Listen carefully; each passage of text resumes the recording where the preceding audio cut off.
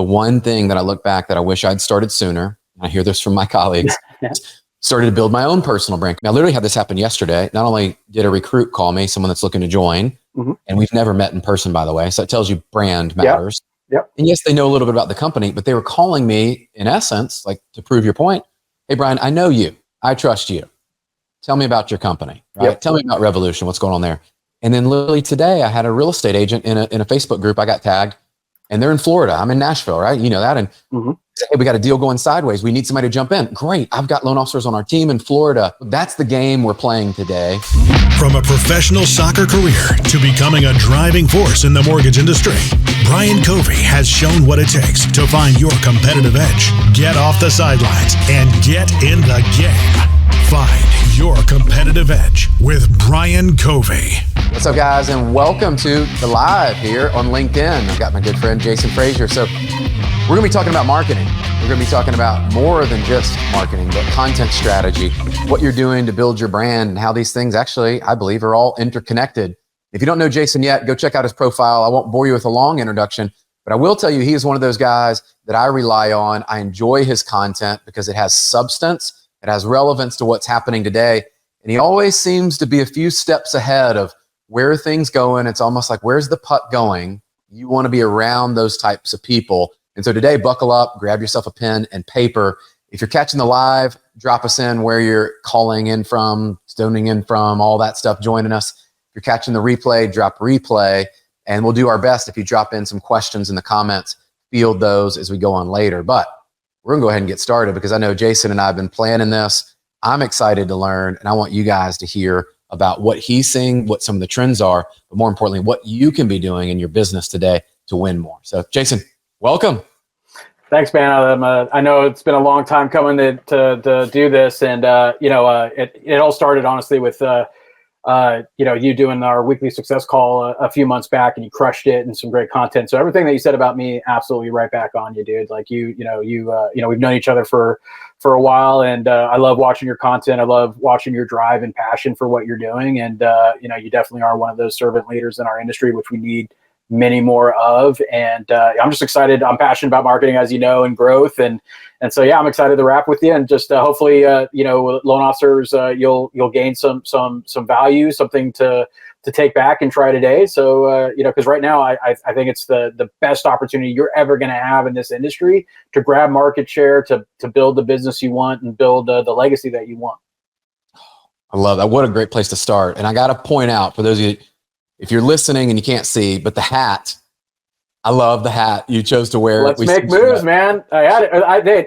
I'm a hat fanatic, right? So the quickest way to my heart isn't through my stomach, it's through my head, right? And that's giving me a lid. So I remember Brian was like unboxing a hat. I'm like, oh, dude, that's like sick. So I'm like, hey, man, if you got an extra one, I'd love it. And with like 2 days, it showed up. And yeah, no, I rock it all the time. So let's make some moves today, man. I'm all about it. Let's do it. Love it. That's one of our slogans. So we're definitely gonna make some moves. I mean, I want to start off with this because just kind of landscape of what you're seeing out there, and then we can dive deeper. But what are you seeing? We're the second half, 2024. A lot has changed. You talked about just your perspective a minute ago. I don't want people to miss that, but you're talking about this is the best opportunity to grab market share. We were talking before we came on, and I shared some numbers, and I don't share those often, but like we're gaining market share. I know some companies that are gaining market share, but it's not true for everybody.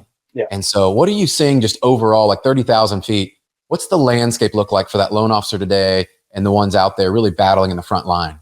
Yeah, and through my role as a coach, I talk with hundreds of loan officers every week, right? In fact, I just got off of a coaching call, so just add that to the tally. So on top of just the one-on-ones, my group coaching, my just our we have hundreds of members at Vision, at 2020 Vision for Success Coaching, and then just through normally what I do, and then through what I do with my accelerator, I talk to loan officers every single day. And so, if I'm looking at the landscape, let me just start here, right? When we talk about the market share, is that one is when I talk about like it's your greatest opportunity, is that understand that most of your 90% of the people that you are your competitors, the people that other companies and whatnot that are all going after the same business, are not going to do anything that Brian and I are going to talk about today, right? Like that's your opportunity. Most people, unfortunately, are romantic about the way things used to be. They're also stuck in living in an abnormal market, not understanding that the current market, or not the current, but the market conditions of the last decade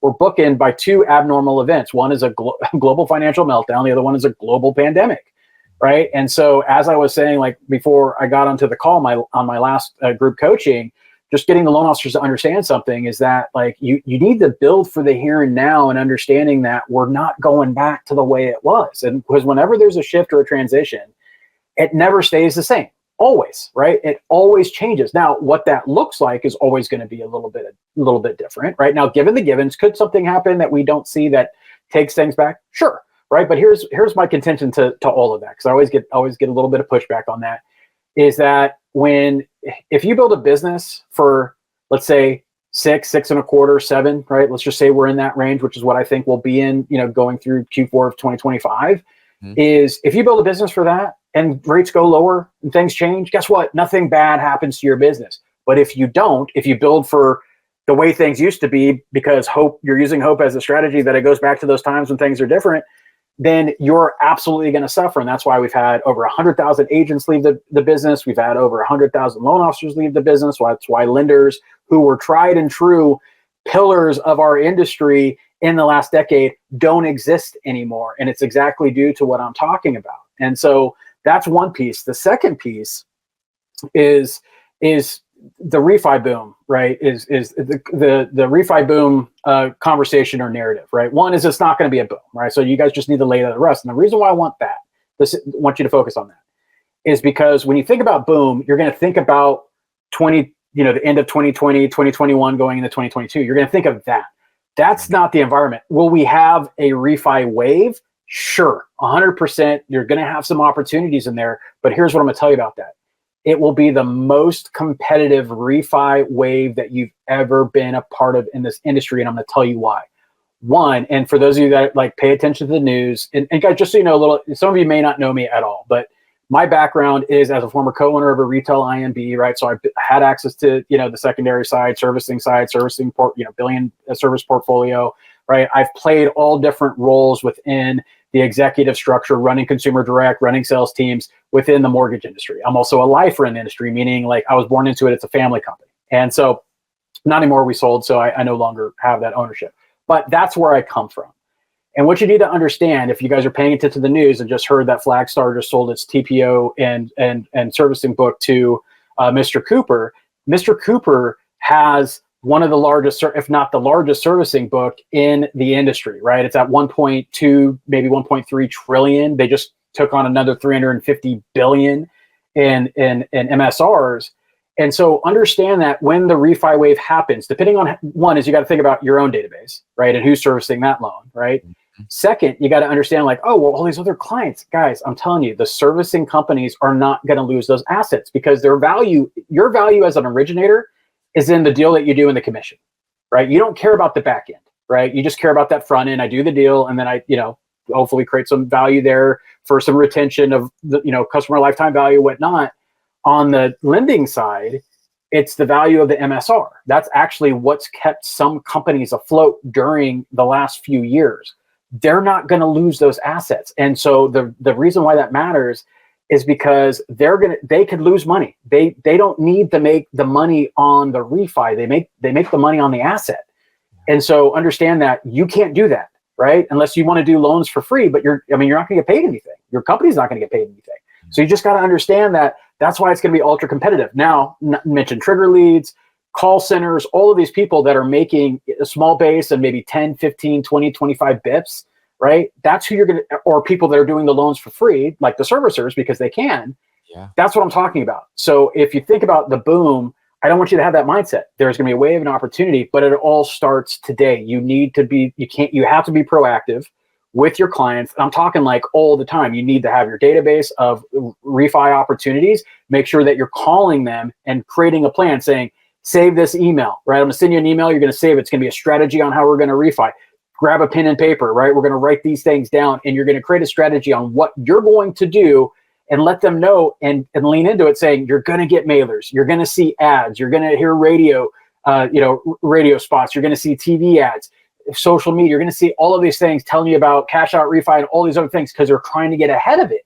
right? Because because once they do that, and if the market doesn't move the way that we think it's going to move, they're done, right? Like they could be done for another like 3 years. And so you got to be proactive on those conversations. You got to be proactive and have your marketing start before the consumer is ready. We always come in the middle at decision mode. That's reactive. Proactive. You got to start in the beginning before it's even a conversation. So you're there before they make a decision. Because otherwise, I see it all the time in Facebook groups. I see it all the time in posts. Oh, I went to go. I thought I had a plan. I talked to them last month, and I went to go talk to them, and they just closed. Yeah, guys, it doesn't matter if you gave them a 5-star experience, right? If you're not in front of them, if they see something, you didn't set expectations, you assume that they were going to take action with you, you're going to lose those deals. Oh, I love this conversation already. As if you're paying attention, this is the new world we live in. This is where we're going, and I love that you share this.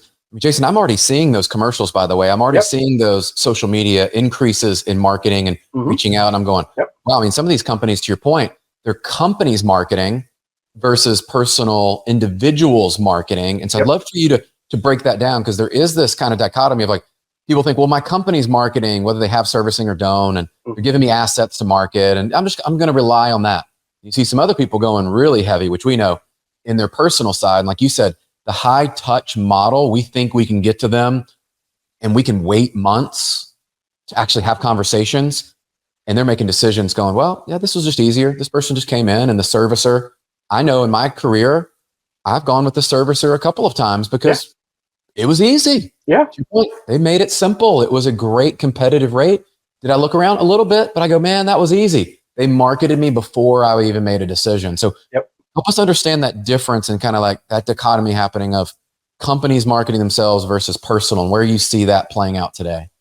Yeah, I mean, there's two facets there, right? If you're with a bigger company that's doing that marketing, and it depends on how their model is set up. Like if they're driving, obviously, if there's a lead channel, I'm sure like you don't get the same amount of comp as you would if it's self-sourced. But just depending on their marketing, just know that doesn't always come to you, right? Because they're going to get in front of people. And I could tell you, if someone that did consumer direct, someone that ran leads as a brand, is that what would happen time and time again, every month, guaranteed, every month I'd get some chewy from a loan officer saying, hey, I see this, it was my client, I'm like, they came in through us, right? Like we're doing all this stuff. We don't know, like, again, if they come in and it doesn't, like if it wasn't in your pipeline, you didn't do it, or you had it in your CRM, but you didn't do anything with it, right? Like guys, like we're going to take that in that channel, right? That's up to you to do those things. Right. So the company itself is just protecting its bottom line, as it has to, right? Because I'll tell you right now, someone, again, former owner and, hundreds of loan officers, I can tell you right now, if I depended on the loan officers to do everything to bring in the business, like it's not going to work, right? It's not going to work at large, right? Because most loan officers don't do that, right? Like I said, the 90-10 rule, 90% not going to do anything, 10% actually are. That's why those averages stay the same when you go to company. Most of the production is done by the smaller percentage of the whole of originators. And so you understand that you are the CEO of you, right? So in our accelerator, we coach this, we call it Me Inc., right? You are the CEO of Me Incorporated. And so your brand isn't built, it's you. You develop it, and you need to get in front of it, because that's what you want the consumer to remember. And guys, look, I used to have this conversation with loan officers that I was recruiting to my company, and let them know that, like, look, and my fellow executives weren't excited about me having this conversation, but I just wanted to be honest with them and say, look, we want to focus on you because you are the brand that matters. It's not us. We are the back end of you. We support you because ultimately the consumer, the agents, and everyone in that community isn't thinking about my company. They're thinking about you. They're thinking about Brian, right? Like, I got to call Brian. I'm going to refer Brian. They're not referring Frazier Mortgage, right? They're referring Brian. Right? They're referring the loan officer. So your brand is ultimately what matters. And here's another thing. Chances are you're not going to be with the same company for your entire career for a multitude of reasons. Sometimes it has nothing to do with you. Sometimes the company gets sold or goes under, or you just like, hey, like I need something different. And it doesn't matter, right? Like, just the point is that you don't want the company to be the only thing that's in front of you right now. Again, that's where I usually caught a lot of flack from, everyone else. But I said, look, guys, we didn't lose anyone by that, right? You know what I mean? Like, we didn't lose anyone by that. Just understand that the focus was on the brand, and that's what's going to have the staying power, because a brand, people don't have relationships with the brand when we're talking about outlaw in our industry, right? other industries, like a Nike and shirt, like there's a relationship with the brand because there's not an individual like Nike salesperson out front, right? Like you go to a Nike store, you're not thinking about, you're thinking about the brand, how it makes you feel and stuff like that. The same goes with you because you are that brand. That's the relationship that the consumer is going to have. And it's great to have the company that get like maybe some more brand recognition and awareness out there so that if you do call and they happen to see like the logo and stuff like that, there is some inherent like trust in that because they see it, they maybe heard a radio and stuff like that. Yeah, and there's nothing wrong with it. It should work in harmony, but ultimately you don't want to depend on something else. You want to depend on you because you are going to be the one that's front and center. Guess what? You're the one making the call, right? The good calls and the bad calls, right? You're the one that's going to catch it on the back end from the consumer, from the agent, everyone else, right? So you want to have control over that relationship. And that's why it's important for you to market. Definitely it's great to have a company that reinforces that. It's great to have a company that does that as well. But just know that you're putting yourself at a disservice of what you can truly create for yourself in this industry if you don't understand that. It doesn't matter, retail broker or anything, big lender or small lender, does not matter. You are the CEO of your brand and you are the one that needs to take ownership over your business because it is an entrepreneurial business, whether you like it or not. And so the more that you have control over that, the more business you're going to do as opposed to leaning on someone else to do it for you. Hey guys, it's Brian here. I hope you are enjoying the show. By the way, if you're an entrepreneur or a solopreneur looking to grow your personal brand, make a bigger impact, maybe increase your leads and grow your revenue, let's help you get started today by connecting up with my friends over at the Brand Builders Group. You've heard me talk about them, but if you're new here, this is definitely the first step to get you started in turning your reputation into revenue. Head over to freebrandcall.com/Brian Covey. Again, to set up your free brand call, go to freebrandcall.com/Brian Covey to set up a free strategy call with one of the team at Brand Builders, and they will dive into your specific goals for how you want to grow your personal brand. I can't wait to hear how it goes. The one thing that I look back that I wish I'd started sooner, I hear this from my colleagues, started to build my own personal brand. Because you're right, when you do change companies or you have that life event or something happens and you go, if you can't transfer and transport your value and your asset, somewhere else, the up climb is hard. Oh yeah, it is so hard. And always, you need to align yourself and have similar beliefs of, to your point, I think it is personal brand. Yeah. And then the company, like you said, is the backdrop and the backbone and all of the foundation, the operations and all that. And they have to be able to perform, but we are in front. And I literally had this happen yesterday. Not only did a recruit call me, someone that's looking to join, and we've never met in person, by the way. So it tells you brand matters. And yes, they know a little bit about the company, but they were calling me in essence, like to prove your point. Hey, Brian, I know you. I trust you. Tell me about your company. Right? Tell me about Revolution. What's going on there? And then literally today, I had a real estate agent in a Facebook group. I got tagged, and they're in Florida. I'm in Nashville, right? You know that. And said, hey, we got a deal going sideways. We need somebody to jump in. Great. I've got loan officers on our team in Florida. The agent didn't even know what company I was at. She literally texted me a few hours later. Hey, can you let me know? I don't know what mortgage company you're at. And I just share those two because that's the game we're playing today. And then, then they can look up your company online, and it needs to be a company, right, that aligns and supports. But I want to hear from you on this because you were talking about these 3 R's of content marketing and all this and personal branding. What are the people really winning today doing, right? Like cutting through the noise and what we see people getting vanity metrics, we call it, and see people posting. And you and I both know behind the scenes, we know who's actually winning and producing results and what's not. So let's help people. Like, how do you win today in this market with personal branding and those 3 R's we kind of talked about with content marketing? Yeah. And that, guys, like that's going to be the winner for you, right? The content's going to be, and whether you think so or you create content every day, right? You just do. And guess what? Phone conversation is content, right? And I think we try to make that like that disconnect between like marketing and content. And we always think about social media and video and all that other stuff. It doesn't really matter, right? You're always producing content. And the biggest thing that I get from loan officers is that, like, I don't know what to say. I don't know what that content. I get overwhelmed with all that stuff. And when we talk about the R's, that's more of the, like, the tactics and things you can do to make it easier, which we'll get into. But I always want to start in the beginning and understand that when it comes to the people that are truly winning with their content, is what we do in the mortgage industry at large, right? And I'm like, guys, like I do it because it's the majority. I'm not doing it because you all do it. So hopefully you don't, get upset with what I'm going to say. But what we do is we're product pushers, right? We talk about, loan limits, and we talk about what they are. We don't talk about anything that really matters to the consumer, right? And guys, look, before because I always get like, well, I did that post and I got some response. And I'm like, I'm not saying it doesn't work, right? But what's your definition of works? Meaning it's dependable and repeatable.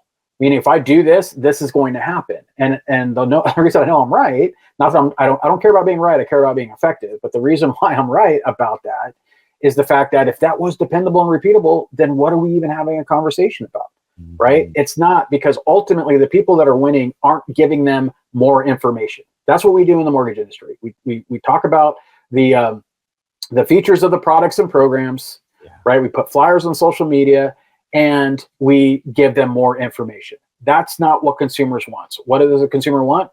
They want answers to their questions, right? So the people that are winning with their content, we know, a mutual friend of ours, Neil Dingra, is like the perfect person that talks about that, right? He talks about what people actually care about, trends, and the questions that they're asking, and he gives them answers, and he gives them advice and a pathway forward, right? And obviously he attracts. Brian even just gave 2 examples of that. Same with me when I was recruiting for my company. The people that came to me was because it was me. They didn't come to the company, but they come to me, tell me about your company, tell me about this.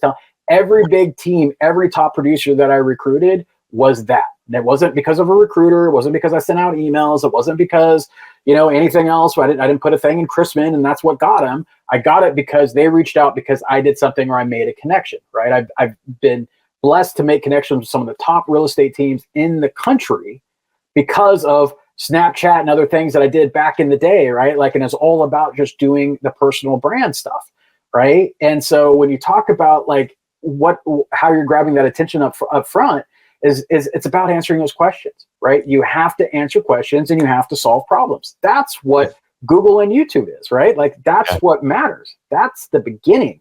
And then you get into like, all right, great. Now what does that content look like, right? And then you think about, okay, I do one piece of content, and then you're like, okay, well, that's that one piece of content. Then what, right? Or Brian, you talked about the vanity metrics, and I got all this stuff, and that's great too. Like you went viral, you got thousands of views.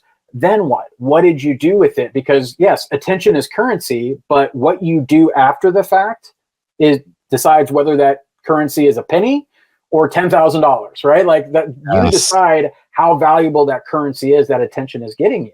And so you got to understand that you got to have a strategy and a plan. And when we talk about the R's, so the R's, just so you write this down, your R's are repost, recreate, and repurpose, right? Those are the 3 R's. There's a 4th one, bonus one, and it's relevance, right? Meaning the content, everything that you're doing has to be relevant. If you're talking about something that nobody cares about, then it does not matter.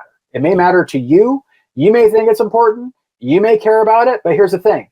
The consumer's attention and what they care about is the only thing that matters, right? And too much of a loan officer is like, well, I don't like that. I wouldn't talk about that. That's great. That's what the consumer is asking about. And they don't care what you feel. They don't care what you like. They don't care whether you think it's important or not, right? They care about themselves. And so the R is about, when you have your content is I always talk about this, is when people think, I got to create new content. And it gets overwhelming. If you're a loan officer, that's not generally your focus. Your focus is being a loan officer, right? And so even though marketing and, like I said, you're the CEO, so like business development, all that's important pieces of it. But if you're not a marketer at heart, you got to figure out, how do I actually make use of that? And so what I call is the greatest hit. So when you have a piece of high performing content, you save it, you make sure that you have all the information. And guess what? In 60 days, you repost it again. Right? It's the same content because it worked well. So, and guess what? Another 60 days, you do it again, right? You do it again. Now, here's another thing. You have a high performing piece of content. What do you do with it? Guess what? I'm going to answer that question in a different way and a different piece of content. So guess what? This high performing long form post that you did on LinkedIn, awesome. Guess what? Recreate it as a video. Just read it, right? Just verbalize it as opposed on video, as opposed to long form. Great. Now you have 2 pieces of content. And then here's the 3rd one, repurpose. Guess what? Now you're taking that video and you're making it on YouTube Shorts, Instagram Reels, TikTok, right? So it's one piece of content that you just recreated and then you repurposed, right? So now you have 5 pieces of content. Yes. And then that was just one way of answering that question. Now, what if I was able to do that 5 different ways? Then all of a sudden you have a month worth of content just by answering one question. And I'm not even talking about like long form video or podcasting. Things like this could be a content, right? Brian doesn't have to be talking to me. He could be talking to an agent and talking about some piece of content. He could bring in on like a first-time home buyer. He could be doing a webinar for first-time home buyers, for VA buyers, all these other things, and repurpose content from that webinar and shorts and all these other things. So if you think about reposting the content that works, recreating it, basically meaning answering that question in a different way, and then repurposing it, taking it on other platforms, and understanding that it all comes from, and guys, I could show you in 5 minutes how to get content for the next 12 months just by using Google. It's all free. It doesn't cost any money. You just see what people are searching for. And as a mortgage expert, can you answer those questions? Meaning, can you, like right now, number 3 trending topic right now, the last 30 days is how to buy a house with bad credit, right? Just giving you a freebie there, right? How to buy a house with bad credit. Can you provide a strategy and a success plan for people to buy a house with bad credit, right? Of course you can, right? Depending on, hopefully you have programs and stuff like that, maybe DPAs or if you have lenders that go, certain level. But either way, you could create interest in content, because here's the thing, what you don't know, because I go deep on like data and like consumer behavior and stuff like that. Did you know that most people, when we're talking about in the percentage of people that can buy a house, have a misunderstanding of their credit score, or don't even know what their credit score is to begin with. And they just assume it's bad, right? Yeah. And so it may not be bad, right? Or they may be, and I talk to, I have some great connections with people that do like, credit counseling and stuff like that. They say, look, sometimes this person just has to do one thing and they're right in the money. And it takes 2 weeks or 30 days. But, people are like, oh, it's bad credit. So they disqualify themselves. Right. So that's the 3rd trending topic. And if you can answer those questions and do education, basically by giving them like a strategy on how to move forward in YouTube and short form video and long form video of just that one topic, that's 2 months of just content that you have at the ready to put out there on a consistent basis. That's just one topic. Right. So that's when we're talking about the 3 R's and where you start with. And again, just understanding that you're answering questions. And guys, this has already been, everything I'm talking about isn't theory. It isn't like whatever. When I talk about using like YouTube or blogging and answering questions, the number 1 VA lender, the number 1 person who in this market has done a little bit over 500 units and a little under 200 million in production, right? She does this, right? And we already mentioned Neil, like Neil's a proven commodity, right? And guys, just understand that like, and Brian probably too, but like I knew Neil before he was Neil, right? Like, and before he was doing any of this. And he'll tell you story, like he's like, I had to eat crap for 7 months before I got any traction on anything that I'm doing now. And that goes back to like 2019, 2020, right? So we're 4 years later. So he just decided to do it. And I'm not saying you got to do, because Neil's built an amazing brand, conference, coaching, in his own business and a media company. Like Neil does a lot of stuff. I'm not saying you guys have to do that, but the point is that it's going to help either way, right? Like doing that type of stuff. And same with this other loan officer that does that. And so it works, my friends. And the reason why you don't, because I get it. Loan officers like, well, I got to look at MMI. I got to do all this stuff. I got to make sure it works. You don't need a lot of examples. You just need one. And the reason why you don't have a lot of examples to learn from, right? Because there's not a lot of Brians out there, right? Mm-hmm. There's a reason why I know Brian, right? Because of what he does out there, right? There's probably a ton of people that have Brian's expertise, right? Have his passion, has his drive, right? Is great at leadership, is great at coaching, but they're not out there. They're not doing anything, right? They're the secret agents that are out there because they're not doing any of that stuff, right? But that's why I'm saying is there's not a lot of examples out there because a lot of people just don't believe it. They don't want to do it. They don't want to put in all the different reasons for it. But going back to what I said, that is your opportunity.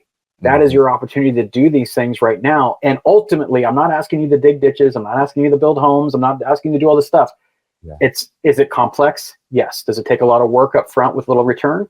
Yes. But for those that have done it, they have transformed their lives, their business, and they are the ones that have not suffered through the shifts and the transitions that we've had over these last 2 years because they've built that sustainable and superior business model. and maintained a brand that actually is in front of people that people could relate to and create that trust. Dude, I love that. That's like a very quick masterclass on if you're struggling today. And I want you guys to miss this because literally I've been there. And so I know what it's like to go, what am I going to talk about? What's my topic? And you're talking about the topics already listed. If you go into Google and look at what people are searching for, they will tell you. And then you are the expert to go, you know what? I have helped people with bad credit. You know what? I have helped people that don't know if their income qualifies because they have 1099 or maybe their W-2 income over here and they've got another side, second job over here. They don't know. They're wondering, how much do I need to put down? And you start answering these questions. VA, you can get very specific. You can get into DSCR. We have a guy, I laugh and I go, he's probably going to originate 100 DSCR loans this year. Yeah. Is he the best at them? Is he the smartest? Do we have the lowest rate? I don't know. I don't know. Are we competitive? Yes. Is he good at what he does? Yes. But he's put himself out there and does events and then uses social to document these. And I go, there's a lane for everybody based on your passion and you should be able to answer them. So I'm gonna go a little deeper because we hear about AI, you're talking about Google and different things. So someone that says, okay, Jason, I look up the topics and I've got that there, but I'm still a little hesitant. I'm still a little uncomfortable. Like, what do I say on the video? This is where I see people get stuck and overthinking, like how simple sharing this information needs to be.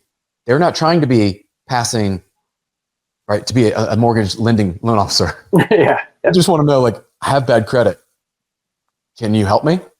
Yeah. So help them, like, where do they start with some of this? Should they use, ChatGPT to help them script it? Do you use that? Do you recommend it? Like, how do people start to really get their script, so to speak, better so that when they do film this, right, like it is meaningful and powerful?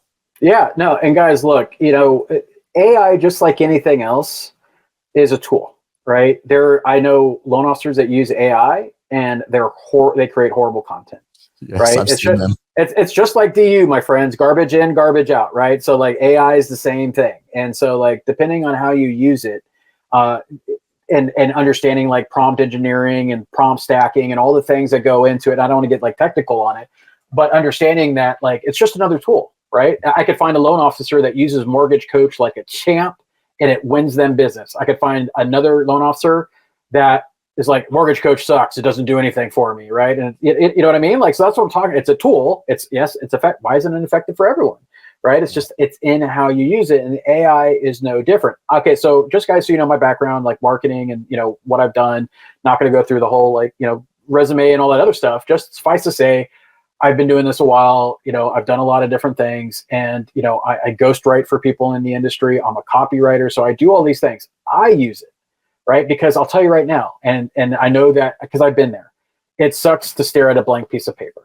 Right. Even when you want to say it just sucks. Right. Because sometimes you just like it takes longer. So sometimes I'll have some thoughts. I'll throw them in the AI and have it like output something. Right.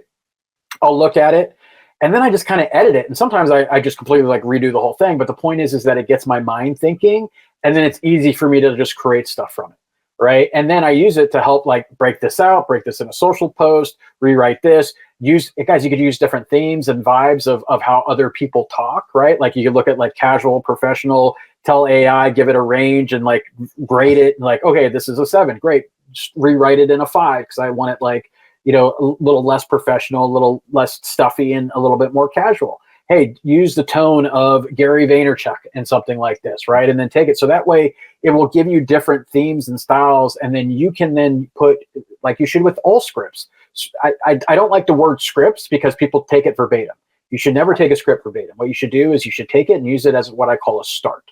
Use it to start and use the way that you show up, the way your own tonality, your brand, right?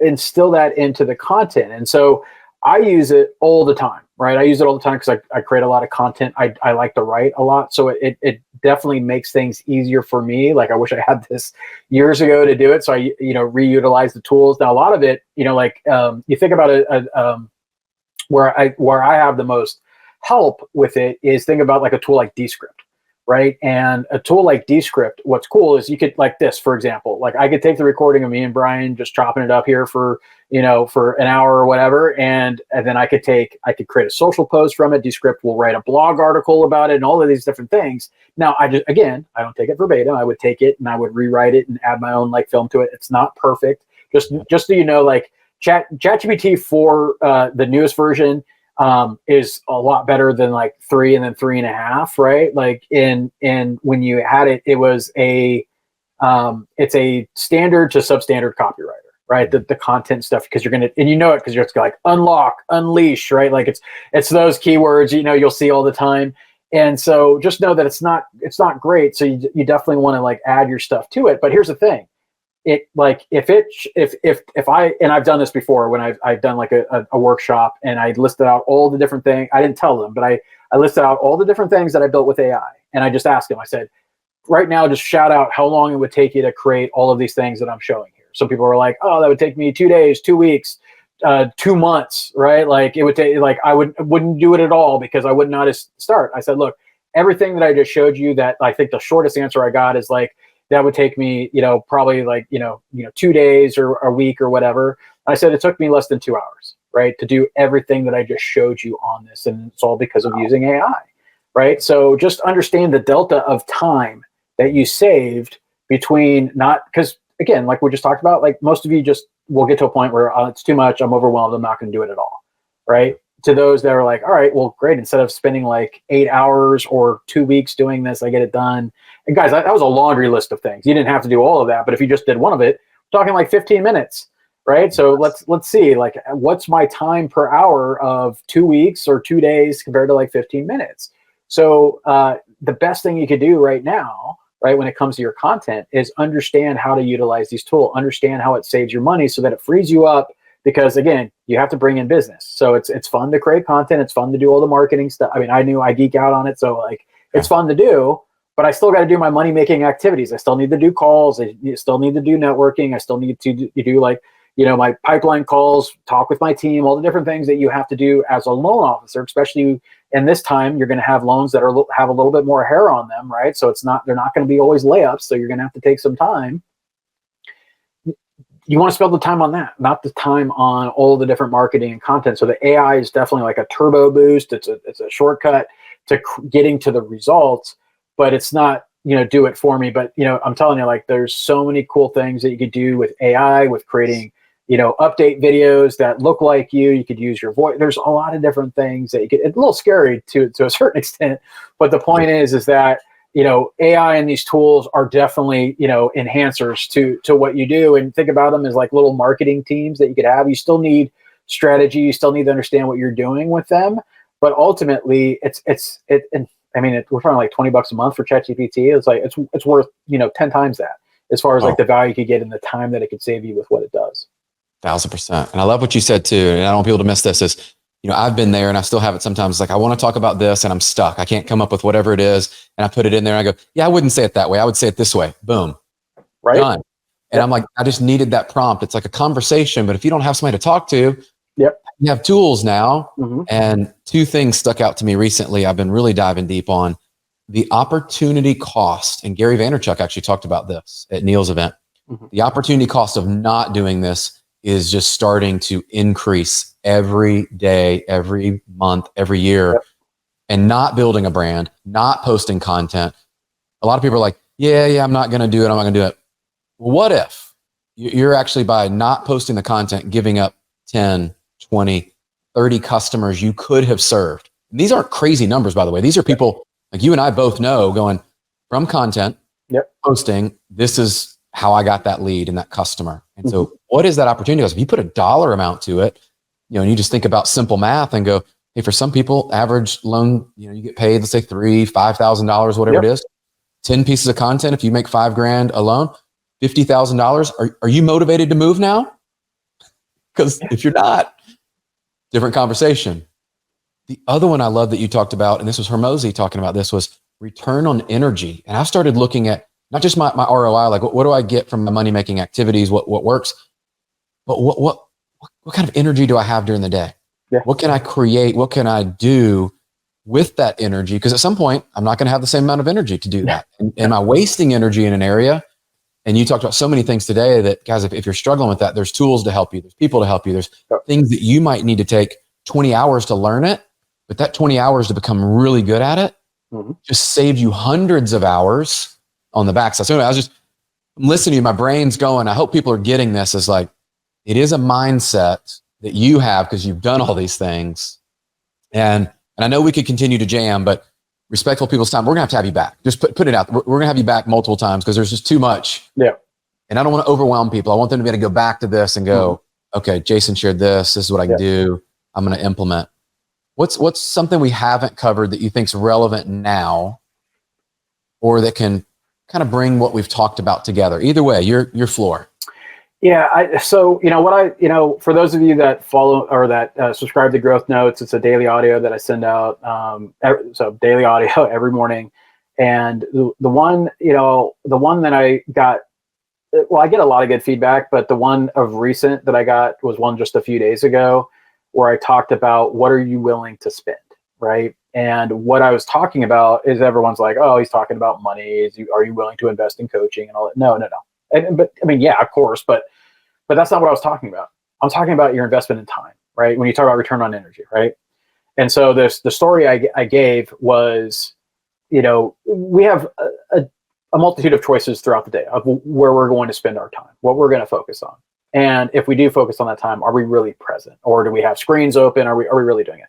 So an example of a loan officer who's in my coaching group, who's spending half an hour on one of my things. She then executed on it, ended up getting a loan, and her commission was around like $5,000. Just round it to $5,000.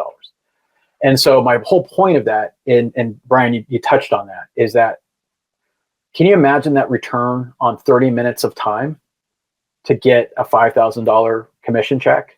Like, is that worth it? Right? Think about that. And now, is it, of course, always going to be that? No. But the point is that had she decided not to do that, if she decided not to take notes, wasn't present, and then more importantly, didn't go and implement and execute on it, and then that's the return was that, you have that all day long, right? All day long. I mean, look, guys, Dave Savage does YouTube videos, has people on there, has Brian. I've been on there a few times, like, books, Todd Bookspan's on there. Guys, they freely give information and it's free. It doesn't cost you anything, right? Like, all you have to do is spend your time and learn something from that and deploy it. And that's going to turn into real money. And so, like what Brian was saying, is that what are you spending your time on, and what are you willing to invest, right? It's not always, you're always investing. That's what you have to have the mindset on, is that this is a time for investing in your time wisely. And, I'm a big believer in coaching, right? Like, I personally get coached, like both Brian and I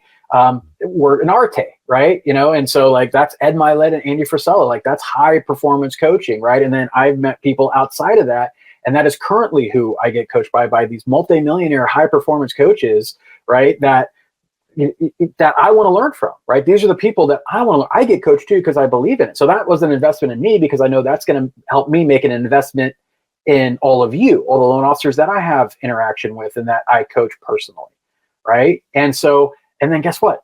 That helps you. That's an investment in me that then you invest in your business, and then you're the one that reaps the rewards from that.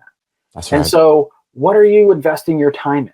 And are you coming at it as like, I gotta cut expenses? Do you look at it as an investment, or do you look at it as an expense? That's the biggest thing in your mind that I would want you to take away from this, is to stop thinking about expenses as expenses when they're expenses. When it's an investment, which is your coaching, the time that you're going into learning, spending on, whether YouTube or maybe you have other whatever it happens to be, when it comes to lean into learning, that's an investment. That is going to pay you back, right? So not only was this 30 minutes that this one loan officer spent, and that, like, she's already paid for my coaching 2 times over, and we're just getting started, right? Just from one deal, because she spent 30 minutes. And so that's what I want you all to think about, is that, and say, like, Brian puts out content all the time, right? Sometimes and I take notes on his stuff too, right? Like, I'm like, oh, that's something that I want to use, right? That's something how I think about it, right? And so, and like, for example, we have a weekly success call every Tuesday. There's a reason why I wanted Brian on that. Why? Because he does it. He has a passion. He puts his money where his mouth is, right? He's actually an operator. He does those things, right? And it's because I know Brian has that same mentality of an investment. I know Brian invested in his coaching. He invests like he makes all of us look horribly bad by doing all of his his exercise videos and push-ups and stuff like that.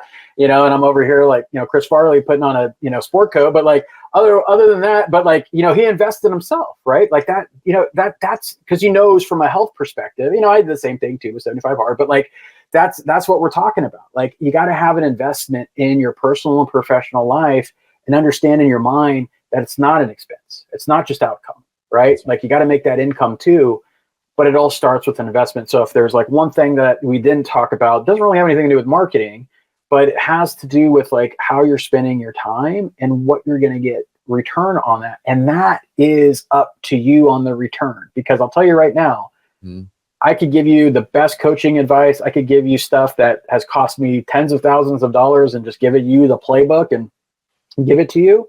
Guess what? The value of that is nada if you don't execute, if you don't actually go through and implement it and do it. And it doesn't matter, right? So something that's worth, and now to another loan officer that's hungry and willing to do that, that could be worth hundreds of thousands of dollars, right? So I want you guys to think about that and all the tools that you're doing. So think about what you're paying for as far as like NBS Highway, Mortgage Coach and stuff. Like, are you truly invested in them? And I can tell you right now, most loan officers only utilize those things to like 35% of its total, value. And just think about that. Do you get value out of NBS Highway? Sure. Do you get value out of Mortgage Coach? Sure. How does that equate to business? Think about that. Let's say, okay, well, I think, NBS Highway helps me, get business, like 15% of my business. Mortgage Coach, let's say it's 15% of my business. But let's say you only utilize it 35% of its total value. What would happen if you doubled that? Would that 15% go to 30%? Right? And what does that mean for your pipeline? What does that mean for your revenue? What does that mean for your year in business and volume? Right? Guys, like it's sales math. You just have, but at the end of the day, it's in your mind to whether you're going to use that as an investment or you're just going to use it as an expense. Amen. Well said, my friend. And I know we align on that. And what I found is the people that I aspire to be like, or, they're winning, it is just a common denominator. It just is, right? And I fought it for part of my career and dabbled in it, to your point, used a percentage of it. And when I went all in, I actually narrowed my focus even this year of what I'm doing. So my intake allowed me then to go execute, because we don't need more information, right? Most of us, we have it. We do it. So we're gonna bring you back, because I want to actually unpack that even more, because I think this is where people get stuck and they get the dopamine hit of signing up for all these things, and they're spread across 10 different, tools and all the things you talked about, and coaching and masterminds and this group and that group.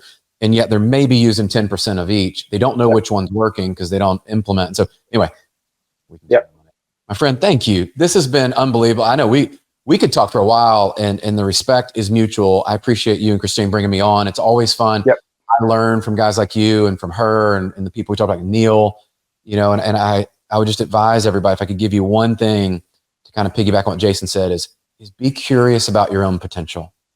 And what if you decided today, as you're listening to this, watching the replay, and you go, you know what? I am going to go all in on that. That's working for me. And if I go in all more and I do that, it works. That means I'm going to get more results from that thing. Like, what if you did it? What is that opportunity cost for you? I know I calculated mine when I left the conference, and I was leaving opportunity on the table because I was spread out in a couple areas that once I was able to see it, it became clear, and I made decisions, and I'm already 2 weeks from the conference and going, wow, that's what I need to be doing.